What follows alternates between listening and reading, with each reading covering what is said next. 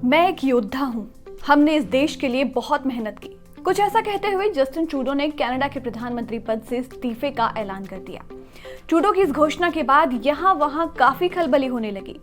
एक तरफ ये कहा जाने लगा कि भारत से पंगा लेना ट्रूडो को भारी पड़ गया है, वहीं ये भी कहा जा रहा है कि कनाडा में ट्रूडो की नीतियां लोगों को रास नहीं आ रही, जिसके चलते उनको सत्ता से हाथ धोना पड़ा। मगर जो भी हो, इसे भी डोनाल्ड ट्रंप ने अपने फायदे के लिए मोड़ने की कोशिश कर डाली। कनाडा में सियासी खलबली के बीच डोनाल्ड ट्रंप ने एक बार फिर से अमेरिका में कनाडा को मर्ज करने की बात कह दी है। जैसे ही ट्रूडो के इस्तीफे वाली बात ट्रंप को पता लगी, वैसे ही अपने फर्स्ट रिएक्शन में उन्होंने कनाडा को 51वां स्टेट बनाने की पेशकश कर दी।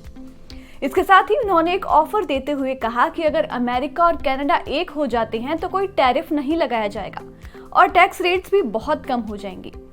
इसके साथ ही ट्रंप ने कहा कि जो रशियन और चाइनीज शिप कनाडा को घेरे रखते हैं, उनके खतरे से भी वो पूरी तरह से सुरक्षित हो जाएंगे।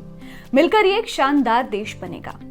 साथ ही ट्रूडो के सत्ता को छोड़ने की खबर पर ट्रंप ने कहा कि कनाडा में बहुत से लोग चाहते हैं कि 51वां राज्य हो। हालांकि ट्रंप के इस बयान पर कनाडा की तरफ से कोई रिएक्शन नहीं आया है, लेकिन आपको बता दें कि ट्रंप ने कनाडा को यह धमकी भी दी थी कि अगर वो अमेरिका के साथ साउथ बॉर्डर से अवैध ड्रग्स और प्रवासियों को नहीं रोक पाएगा तो वो कनाडा के इंपोर्ट्स पर 25% टैरिफ लगा देंगे। अब जब इतनी बड़ी राजनीतिक घटना हुई हो तो ट्रंप भी कैसे खामोश रह सकते थे। वैसे भी ट्रंप के साथ ट्रूडो के रिश्ते उनकी पहली टर्म के दौरान भी अच्छे नहीं रहे थे। तो ऐसे में जैसे ही ट्रूडो के जाने की खबर आई, वैसे ही ट्रंप फिर से इस मुद्दे पर एक्टिव हो गए और फिर से कनाडा को ये ऑफर दे डाला।